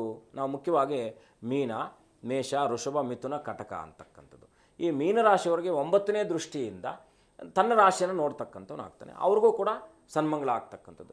ಯಾರದೇ ಜಾತಕದಲ್ಲಿ ಗುರುವು ನಾವು ತಿಳಿಸಿದಂಥ ಮನೆಗಳಿಗೆ ಬಂದಾಗ ಅವನ ದೃಷ್ಟಿಯ ಯುಕ್ತವಾಗಿ ಗುರುವಿಗೆ ಪರಮೋತ್ತಮವಾದಂಥ ದೃಷ್ಟಿ, ಬಹಳ ಮುಖ್ಯವಾಗಿ 5 ಮತ್ತು 9ನೇ ದೃಷ್ಟಿ, 7ನೇ ದೃಷ್ಟಿ ಇದೆ, 11ನೇ ದೃಷ್ಟಿ ಇದೆ. ಅವೆರಡೂ ಕೂಡ ಮಧ್ಯಮ ಫಲ. ಆದರೆ ಈ ಉತ್ಕೃಷ್ಟ ಫಲ 5 ಮತ್ತು 9ನೇ ರಾಶಿಗಳಲ್ಲಿ ಇರತಕ್ಕಂಥ ಫಲಗಳು. ಈಗ ಅವನ ದೃಷ್ಟಿ ಬೀಳಬೇಕಲ್ಲ, ಗುರುವು ನಮ್ಮನ್ನು ನೋಡೋದಲ್ಲ, ಗುರುವಿನ ದೃಷ್ಟಿ ನಮ್ಮ ಮೇಲೆ ಬೀಳೋದು ಕೂಡ ಬಹಳ ಮುಖ್ಯವಾಗಿರ್ತಕ್ಕಂಥದ್ದು. ಹಾಗಾಗಿ ಗುರುವಿನ ದೃಷ್ಟಿ ಯಾರ ಮೇಲೆ ಬೀಳುತ್ತೋ ಅವ್ರಿಗೆ ಈ ಫಲಗಳೆಲ್ಲ ನಿಷ್ಫಲ ಆಗುತ್ತೆ. ಫಾರ್ ಎಕ್ಸಾಂಪಲ್ ಏನಂದರೆ, ಆಲಸ್ಯ ಆಗ್ತಾ ಇರ್ತಕ್ಕಂಥದ್ದಾಗುತ್ತೆ, ಆಲಸ್ಯ ನಿವೃತ್ತಿ ಆಗುತ್ತೆ. ಅಷ್ಟು ದಿನಗಳ ಕಾಲ ಗುರುವಿನ ಬಲ ಇಲ್ಲದೆ ಇದ್ದರೆ ಒಂದು ಪೂಜೆ ಮಾಡೋಕ್ಕೆ ಕೂಡ ಅವ್ರ ಕೈಲಾಗಲ್ಲ. ಒಂದು ಯಾರ ಜೊತೆ ಮಾತನಾಡೋದಿಲ್ಲ, ಒಂಟಿಯಾಗಿರ್ಲಿಕ್ಕೆ ಪ್ರಯತ್ನ ಪಡ್ತಾರೆ, ಕೂದಲು ಹೆಂಗಂದ್ರೆ ಹಂಗೆ ಬಿಟ್ಕೊಂಡಿರುತ್ತೆ ಯಾಕಂದರೆ ಗುರು ಮತ್ತು ರಾಹು ಸಂಯೋಜನೆ ಬಂತು ಅಂದರೆ ಗುರು ಚಾಂಡಾಳ ಯೋಗ ಪರಿವರ್ತನೆ ಆಗುತ್ತೆ. ಅವನಿಗೆ ಹೇಗೆ ಇರಬೇಕು ಅಂದ್ಕೊಂಡು ಈಗ ನಾವು ಮಕ್ಕಳಿಗೆ ಹೇಳ್ತೀವಿ, ಇವನು ಇಷ್ಟು ವರ್ಷಗಳ ಕಾಲ ತುಂಬ ಚೆನ್ನಾಗಿದ್ದ, ಈಗ ಯಾಕೋ ಎಲ್ಲ ಕೂಡ ಕೆಟ್ಟೋಗ್ಬಿಟ್ಟಿದ್ದಾನೆ ಅಂತಕ್ಕಂಥ ಮಾತು ಯಾಕೆ ಬರುತ್ತಪ್ಪ ಅಂದರೆ ಅಲ್ಲೂ ಕೂಡ ಭಾವನಾಶ ಆಗ್ತಕ್ಕಂಥದ್ದಾಗುತ್ತೆ. ಇನ್ನು ಆವಾಗ ಅನಾರೋಗ್ಯ ಪೀಡಿತರಾಗ್ತಾ ಇರ್ತಕ್ಕಂಥವ್ರು ಆಗುತ್ತೆ. ನಾವು ಯಾಕಂದರೆ ಅದರಲ್ಲೂ ಕೂಡ ಸುಖ ಭಾವಕ್ಕೆ 4ನೇ ಭಾವಕ್ಕೆ ಏನಾದರೂ ಇವನು ಗುರು ಬಂದು ಕೂತ್ಕೊಂಡ್ರೆ ತಾಯಿ ಆರೋಗ್ಯ ಸಂಪಾದನೆ ಮಾಡಿದ್ದೆಲ್ಲ ತಾಯಿ ಆರೋಗ್ಯಕ್ಕೆ ಖರ್ಚು ಮಾಡಬೇಕಾದಂಥ ಅನಿವಾರ್ಯತೆ ಇರತಕ್ಕಂಥದ್ದಾಗುತ್ತೆ. ಹಾಗೆ ಕೆಲವು ಸಂದರ್ಭಗಳಲ್ಲಿ ನಾವೀಗ ವೃತ್ತಿರಂಗದಲ್ಲೇ ನೋಡೋಣ, ಬಡ್ತಿ ಸಿಗೋದೇ ಇಲ್ಲ, ಎಷ್ಟೋ ಪ್ರಯತ್ನ ಪಡ್ತಾ ಇರ್ತಾರೆ. ಅವ್ರು ಕೆಳಗಡೆ ಇದ್ದವರೆಲ್ಲ ಏನೇನೋ ಪ್ರಯತ್ನ ಪಡ್ತಿರ್ತಾರೆ. ಈಗ ಒಂದೇ ಕ್ಯಾಡರಲ್ಲಿ ಕೆಲಸ ಮಾಡ್ತಾ ಇದ್ದಂಥವ್ರಿಗೆ ಅವ್ರಿಗೆ ಇನ್ನೊಬ್ರಿಗೆ ಏನೋ ಕೆಲಸದ ಅಂದರೆ ಬಡ್ತಿ ಕೊಟ್ಟು ಅವ್ರ ಮೇಲೆ ಒಂದು ಹೋಗ್ತಾ ಇರ್ತಾರೆ. ಇವ್ರ ಪ್ರಯತ್ನಗಳೆಲ್ಲ ಈ ಅಟೆಂಪ್ಟು ನೆಕ್ಸ್ಟ್ ಅಟೆಂಪ್ಟು ಮತ್ತೊಂದು ಅಟೆಂಪ್ಟ್ ಆಗೇ ಇರ್ತಕ್ಕಂಥವ್ರು ಆಗ್ತಾರೆ. ಇದಕ್ಕೂ ಕೂಡ ಗುರುವೇ ಕಾರಕನಾಗಿರ್ತಕ್ಕಂಥವ್ನಾಗ್ತಾನೆ. ಹಾಗಾಗಿ ಗುರು ಯಾರ ಜಾತಕದಲ್ಲಿ ಸನ್ಮಂಗಳಪ್ರದವಾಗಿಲ್ಲ ಅಂತಾದಾಗ ಅವನು ದರಿದ್ರ ಯೋಗ ಕಾರಕನಾಗ್ತಾನೆ. ದಾರಿದ್ರ್ಯ, ಯಾಕಂದರೆ ಧನಕಾರಕನು ಗುರುವೇ, ಜ್ಞಾನ ಮತ್ತು ಧನಕ್ಕೆ ಅಧಿಪತಿ ಅವನೇ ಆಗಿರೋದು, ದೇಹಕ್ಕೆ ಅಧಿಪತಿ ಆಗಿರ್ತಕ್ಕಂಥವನು ಅವನೇ. ಹಾಗಾಗಿ ಆ ಎಲ್ಲ ವಿದ್ಯೆಗೆ ಭಂಗ ಬರುತ್ತೆ. ಗುರು ಯಾರ ಜಾತಕದಲ್ಲಿ ಗುರು ನೀಚನಾಗಿದ್ದಾಗ ಅಥವಾ ಅಸ್ತನಾಗಿದ್ದಾಗ ವಿದ್ಯೆಗೆ ಭಂಗ ಬರುತ್ತೆ. ಗುರು ಓದೋದೇ ಇಲ್ಲ, ಅವರು ಏನು ಪ್ರಯತ್ನ ಪಟ್ಟರು ಓದಲ್ಲ, ಓದಿದ್ದು ಮನಸ್ಸಿನಲ್ಲಿ ಉಳ್ಕೊಳ್ಳಲ್ಲ. ಯಾಕಂದರೆ ಇದೆಲ್ಲ ಕೂಡ ಗುರುಶಾಪದಿಂದ ಬರ್ತಕ್ಕಂಥದ್ದು ಅಂತಕ್ಕಂಥದ್ದು ಶಾಸ್ತ್ರ ಉಲ್ಲೇಖ. ಇನ್ನೊಂದು ಏನಪ್ಪ ಅಂದರೆ ವಿದೇಶಿ ಪ್ರಯಾಣಕ್ಕೆ ಹೋಗ್ತಾರೆ, ವಿದೇಶದಲ್ಲಿ ಹೋಗ್ತಾರೆ ಅಲ್ವಾ, ವಿದೇಶದಲ್ಲಿ ಹೋದಾಗಲೂ ಕೂಡ ಸಕ್ಸಸ್ ಆಗಲ್ಲ. ಅವರು ತುಂಬ ಕಷ್ಟಪಡ್ತಾರೆ. ಈಗ ಓದಕ್ಕಂತ ಹೋಗ್ತಾರೆ, ಪಾಪ ಯಾವುದೋ ಪೂರ್ವಜನ್ಮ ಸುಕೃತನೋ ತಂದೆ ತಾಯಿಗಳು ಮಾಡಿರ್ತಕ್ಕಂಥ ಪುಣ್ಯಫಲನೋ ಮಕ್ಕಳನ್ನು ನಾವು ಫಾರಿನ್ ಕಳಿಸ್ತೀವಿ, ಓದ್ತಾರೆ. ಅಲ್ಲಿ ಓದೋ ತನಕ ಅವ್ರಿಗೇನು ಸಮಸ್ಯೆ ಆಗಲ್ಲ, ಉದ್ಯೋಗ ಸಿಗೋದೇ ಇಲ್ಲ ಅವ್ರಿಗೆ, ತುಂಬ ಕಷ್ಟಪಡ್ತಾರೆ. ಈಗ ಯಾಕಂದರೆ ಈಗ ಫಾರಿನ್ ಲೈಫ್ ಅಂದರೆ ನಮ್ಗೆ ಗೊತ್ತಿರ್ತಕ್ಕಂಥದ್ದು ಇಲ್ಲೆಲ್ಲ, ಯಾಕಂದರೆ ಮಕ್ಕಳಿಗೇನೋ ಚೆನ್ನಾಗಿರಲಿ ಅಂತಕ್ಕಂಥ ದೃಷ್ಟಿಯಿಂದ ತಂದೆ ತಾಯಿಗಳು ಇಲ್ಲಸಲ್ಲದ ಪ್ರಾಬ್ಲಮ್ ಎಲ್ಲ ತಲೆ ಮೇಲೆ ಹಾಕ್ಕೊಂಡು ಮಕ್ಕಳನ್ನು ಕಳಿಸ್ತಾರೆ. ಸಹಜವಾಗಿರ್ತಕ್ಕಂಥ ಒಂದು ಇದು. ಕೆಲವರು ಸುಭದ್ರವಾಗಿರ್ಬೋದು, ಸದೃಢವಾಗಿರ್ಬೋದು, ಕಳಿಸ್ಬೋದು. ಆದರೆ ಪ್ರತಿಯೊಬ್ಬರು ಕೂಡ ಈಗ ಲೋನೆಲ್ಲ ಈಸಿಯಾಗಿ ಸಿಗೋದ್ರಿಂದ ಆದರೆ ಅವರು ಅಲ್ಲಿ ಹೋಗಿ ಸಕ್ಸಸ್ ಆಗದೆ ಇರತಕ್ಕಂಥದ್ದು ಯಾಕಪ್ಪ ಅಂದರೆ ಗುರುವು ಕೂಡ ಅಲ್ಲಿ ಕೂಡ ಅವನನ್ನು ಮೋಸ ಮಾಡ್ತಕ್ಕಂಥವನಾಗ್ತಾನೆ. ಹಾಗಾಗಿ ಗುರುವಿನ ಪಾತ್ರ ನಮ್ಮ ಜಾತಕದಲ್ಲಿ ನಮ್ಮ ಬದುಕಿನಲ್ಲಿ ಅತ್ಯಂತ ಶುಭಪ್ರದವಾಗಿರಬೇಕಾಗಿರ್ತಕ್ಕಂಥದ್ದು. ಅದಿಲ್ಲದೆ ಇದ್ದಾಗ ಏನು ಮಾಡಬೇಕು? ಈಗ ಇಬ್ಬರು ಗುರುಗಳಿದ್ದಾರೆ, ದಾನವ ಗುರು ಒಬ್ಬನಿದ್ದಾನೆ, ಸುರಗುರು ಅಸುರಗುರು ಅಂತಕ್ಕಂಥದ್ದು. ಶುಕ್ರನು ಏನಪ್ಪ ಅಂದರೆ ಲಕ್ಷಗಳಲ್ಲಿ ಕೊಟ್ಟರೆ ಗುರುವು ಕೋಟಿಗಳಲ್ಲಿ ಕೊಡ್ತಾನೆ. ಗುರುಗೂ ಶುಕ್ರನಿಗಿರೋ ವ್ಯತ್ಯಾಸ ಅದೇ. ಆಮೇಲೆ ಶುಕ್ರ ಅವನು ಕೊಡುವಂಥ ದುಡ್ಡನ್ನು ಹೆಚ್ಚಿನ ರೀತಿಯಲ್ಲಿ ಲಾಸ್ಯ ಭೋಗ ಜೀವನಕ್ಕೆ ಅವನು ವ್ಯಯಿಸುವಂತ ಮಾಡ್ತಾನೆ. ಈಗ ಅವನು ಸಂಪಾದನೆ ಮಾಡ್ದ ಅಂತ ಇಟ್ಕೊಳ್ಳಿ, ಫಾರ್ ಎಕ್ಸಾಂಪಲ್ ಕಷ್ಟಪಟ್ಟು ದುಡಿಮೆ ಮಾಡಿ ಒಳ್ಳೆ ಕಾರ್ ತಗೊಳ್ತಾರೆ, ಅದು EMI ತಗೊಳ್ಳಲ್ಲ, ಫುಲ್ ಕ್ಯಾಶ್ ಕೊಟ್ಟು ತಗೊಳ್ತಾರೆ. ಇದು ಏನಂದರೆ ಪರಿವರ್ತನೆ, ಒಂದು ಸಂಚಲನ ಅಂತಕ್ಕಂಥದ್ದು ಏನಿದೆಯೋ, ಗುರು ಆದರೆ ಅವನಿಗೆ ಧೈರ್ಯ ಜಾಸ್ತಿ ಇರುತ್ತೆ, ಇನ್ನೂ ಜಾಸ್ತಿ ಸಂಪಾದನೆ ಮಾಡ್ತಕ್ಕಂಥ ಒಂದು ವ್ಯವಸ್ಥೆಯನ್ನು ಕಲ್ಪಿಸ್ಕೊಳ್ತಾನೆ. ಶುಕ್ರನಿದ್ದಾಗ ಸಂಪಾದನೆ ಬರುತ್ತೆ, ಅಲ್ಲಲ್ಲಲ್ಲ ಅದನ್ನು ಆನ್ಲೈನ್ ಮಾಡ್ಕೊಂಡು ಹೋಗ್ತಾನೆ. ಹಾಗಾಗಿ ಗುರುವು ಶುಕ್ರನ ಬಗ್ಗೆ ಆಮೇಲೆ ಮಾತಾಡೋಣ. ಗುರು ಬಹಳ ಮುಖ್ಯವಾಗಿ ಜಾತಕದಲ್ಲಿ ಸುಭದ್ರ ಸ್ಥಾನಗಳಲ್ಲಿದ್ದಾಗ ಅವನು ಸನ್ಮಂಗಳವನ್ನೇ ಕೊಡ್ತಕ್ಕಂಥವನಾಗ್ತಾನೆ. ಸರಿ ಗುರುಜಿ, ಸಾಕಷ್ಟು ವಿಚಾರಗಳ ಕುರಿತಂತೆ ನಮ್ಮ ವೀಕ್ಷಕರಿಗಾಗಿ ತಿಳಿಸ್ಕೊಟ್ಟಿದ್ದೀರಾ. ಧನ್ಯವಾದಗಳು ಗುರುಜಿ, ಕಾರ್ಯಕ್ರಮಕ್ಕೆ ಆಗಮಿಸೋದಕ್ಕಾಗಿ. ಶುಭಂ ಭೂಯಾತ್, ಲೋಕಾ ಸಮಸ್ತ ಸುಖಿನೋ ಭವಂತು. ಎಸ್, ನೋಡಿದ್ರಲ್ವ ವೀಕ್ಷಕರೇ, ಜನ್ಮ ಜಾತಕದಲ್ಲಿ ಗುರು ಗೋಚಾರ ಫಲಗಳು ಅಂತ ಅಂದ್ರೆ ಏನು, ಇದರಿಂದ ಆಗುವಂತಹ ಅನುಕೂಲ ಹಾಗೆ ಅನಾನುಕೂಲಗಳಿಗೆ ಪರಿಹಾರವು ಏನು ಅನ್ನೋದಾಗಿ ಗುರೂಜಿ ಬಹಳ ಅರ್ಥಪೂರ್ಣವಾಗಿ ತಿಳಿಸ್ಕೊಟ್ಟಿದ್ದಾರೆ. ಇದಾಗಿತ್ತು ಈ ಹೊತ್ತಿನ ವಿಶೇಷ. ನೋಡ್ತಾ ಇರಿ ಜಿ ಕನ್ನಡ ನ್ಯೂಸ್, ಸತ್ಯವೇ ಸುದ್ದಿಯ ಜೀವಾಳ.